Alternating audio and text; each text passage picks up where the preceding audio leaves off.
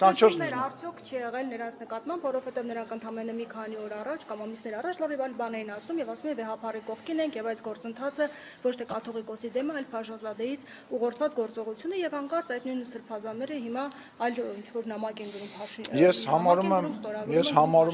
համարում եմ, որ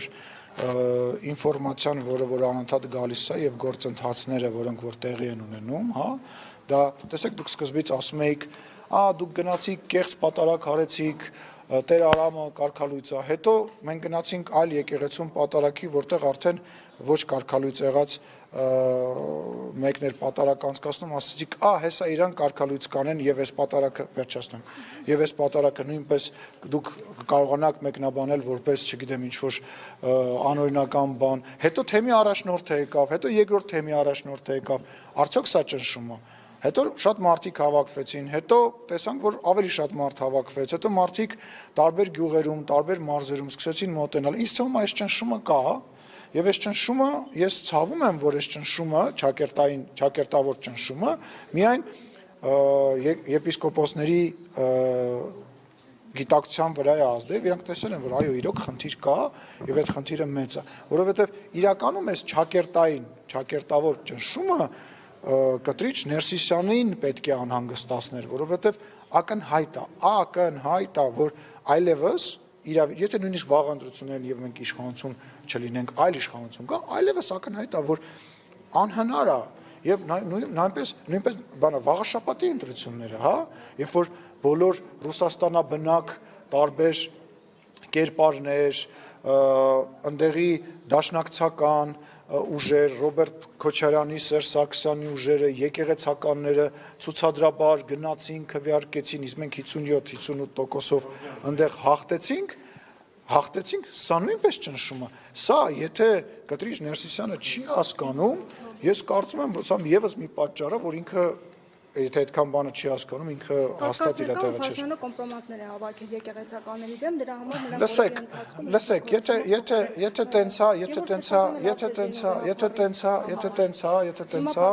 եթե տենց է, ուրեմն մենք դրա մասին ընդհանրապես պետք է չխոսենք։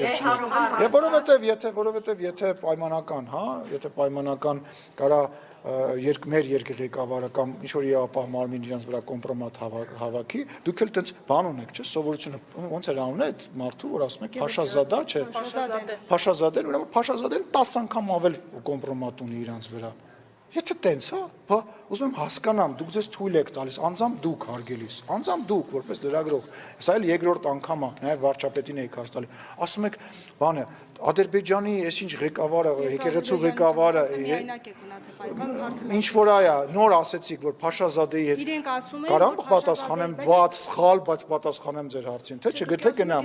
Հետո կասեք ես տեր չեմ, հիմա ինչ եք հարցում, Փաշազադեի անունը ով տվեց, դուք թե ես։ Ես այդ մարդու անունը ձեզնից եմ իմացել։ Իրենք ասում են, որ Փաշազադեից ուղղորդված process է։ Հիմա հարց եմ տալիս, եթե Հայաստանի Հանրապետության իրավապահը պայմանական ենթադրենք կարա կոմպրոմատ ունենա ինչ-որ մեկի վրա, բա այդ ձեր նշած անձնավորությունը Փաշազադեն կարող է մի 5 անգամ ավելի շատ կոմպրոմատ ունենա։ Իհարկե կարող է ավելի շատ կոմպրոմատ ունենա։ Իսկ ի՞նչ է սրանից բխում։ Սրանից որ բխում է, որ ամեն ինչ որ տեղի է ունենում, ճիշտ է ու արժան է եղել։ Դե մարդկանց վրա։ Հիմա դուք ասում եք, հիմա դուք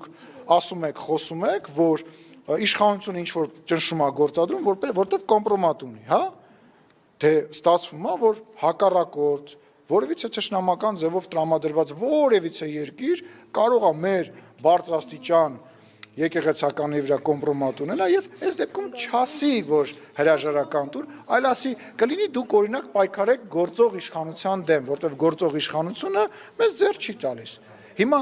սա խնդիր է, թե խնդիր չի։ Այսինքն մենք քննարկում ենք կոմպրոմատը Հայաստանի Հանրապետությունում ինչ որ մեկը ունի թե չէ, բայց չենք քննարկում, որ այդ կոմպրոմատը կա։ Այսինքն կոմպրոմատը որ կա, մեր մոտ կոնսենսուս է։ Հա։ Անին, հետո դու։ Հա։ Նորը պատասխանեցի եթե։ Ես օրինակ կոտայքի թեմի առաջնորդով հայտարարության ստորագրել ինքը կուսակրոնության ուխտը խախտել։ Լսեք, Անի ջան, ես իմ նախկին գործընկերների վերաբերյալ նման մեկնաբանություն չեմ կարող տալ։ Դուք պարոն Քարամյանի հետ կապվեք, իր հետ խոսեք։ Ես իր ընտանիք, իր անձնական կյանքի հետ կապված, որևիցե առավելևս անցյալի հետ կապված, այն դեպքում, որ հիմա պետության մեջ որևիցե ձևով խնդրում, բայց ես ճիշտ ես համարում, որ ես ինչ-որ հիմա մարդուն, որը որ ստեղ չի, որը որ պաշտոնյա չի, ես իր ընտանիքի հետ կապված մեկնաբանություն տամ։ Ես դա չեմ անելու։ Ես իմ կարծիքը ընդհանուր գիտեք բոլորը եւ ես այդ նույն տրամաբանության մեջ եմ, բայց խորանալ առավելևս ես մանրամասները չգիտեմ, ձեզնից եմ լսում, ես ինձ կոռեկտ չեմ համարում։ Շողի Անի ջան, չեմ ճանաչում Գևորգ Սրբազանին, անձամբ չեմ կարող որևիցե բան ասել։ Ձեր կարծիքով մի անձնավորություն Սրբազան, ով ում կյանքը փրկել է վեհափառը, հիմա Նիկոլ Փաշինյանի առջև խոնարհվում է եւ Ո՞վ խոնարհվում, չեք տես բաներ ասում, չեք ոչ մեկ դրանք կադրվում են, որոնք ոչ մեկ բոլորը խոնարհվում են միայն իրանց ծնողների, իրանց հարազատների, շիրիմների եւ Աստծո առաջ մենք որևիցե մեկի հետ կապված նման հարցեր տալը կարծում եմ կոռեկտ չի։ Այդ մարդիկ արել են որոշում են կայացրել, արել են գործողություն, որը որ նույն նպատակը ունի, դες թվում է կտրիչը, ասում կտրիչը, չէ, կաթոլիկոսը չէ, ձեր չէ, Կճոյանը կամ ում անունը տվեցիք, որ ասեցի չէ, հա, դες թվում է այդ մարդիկ բոլոր այն գործողությունները, որոնք որ անում է քաղաքացիական պայմանագիր կուսակցությունը կամ վարչապետ Նիկոլ Փաշինյանը կամ Ալեն Սիմոնյանը իրանք այդ ամեն ինչի հետ համաձայն են, իրանք էլ ինչ-որ բաների հետ համաձայն չեն եւ իրանք էլ ամենայն հավանական թող վայ անի դե հա ում ուզում ես ավելացրու, բայց արի հասկանանք ով է խոսում։ Պարոն Սիմոնյան, իդեպ Նիկոլ Փաշինյանը Իդեպ ինչ ես խոսում, իսկ ինչ ես խոսում, հալած, չէ, կխոսամ դրա մասին, սպասի էլի։ Այդ բոլոր մարդիկ տենց ուրախ են եւ գնում են Նիկոլ Փաշինյանին ընտրում ընտրություններին, կարող է եւ չէ, բայց կա խնդիր, որի շուրջ այդ մարդիկ հանդիպել եւ խոսել են։ Շողիկ, հետո փայլակ։ Պարոն Սիմոնյան, Հա, ես զապակեք, որտեղ շունչս կտրվավ։ ձեր հռչակած օրակարգը եկեղեցին ազատել այն հոգևորականներից, որոնք խախտել են կուսակրոնության ուխտը եւ ինչ-որ ուրիշ ուխտեր, այդ մասին չեք ասում, օրինակ աղքատության, բայց կուսակրոնության ուխտի հետ կապված մամուլում բազմաթիվ հրապարակումներ կան, որ խախտել է նաեւ Կոտայքի թեմի առաջնորդը։ Հիմա Կոտայքի նույնպես չհերքված տեղեկություններ։ Հիմա ամիսներ շարունակ այդ մասին այդ օրակարգով եւս լուսանկարներ կան եւ այլն։ Ինչու օրինակ դուք իշխանության մյուս անդամները չեն բարձրացնում նաեւ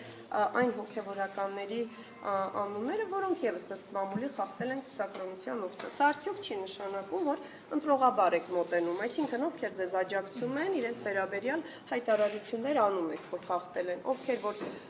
չեք խոսում, իսկ ովքեր հակառակը դուք համարում եք, որ պետք է հեռանան։ Նախ եկեք կոչենք դա պայմանականորեն վեթինգի համակարգ, գործընթաց, հա, եւ երբ որ մենք խոսում ենք վեթինգի մասին, այդ վեթինգը հիմնականում պետք է իրականացնեն այն մարդիկ, ովքեր որ այդ համակարգի մաս են եւ մաքրեն այդ համակարգը ներսից։ Չէ, բայց դուք էլ եք այդ Շողիկ, եւս մեկ անգամ ինձ ընդհատեցիր Շողիկ, կարող է շատ սխալ բա, կարող է սուտ եմ խոսում, բայց դա քեզ չի վերաբերվում, դու պետք է լուսաբանես։ Հետո մյուս հարցի մեջ կասես անցյալ անգամ անընդհատ ինձ ընդհատելով ես հիմա չեմ հիշում դու հարցդ ոնց տվեցիր ես հիմա նստած ընտրողաբար եք մոտենում մենք ընտրողաբար չենք մոտենում Պարոն Սիմոնյան,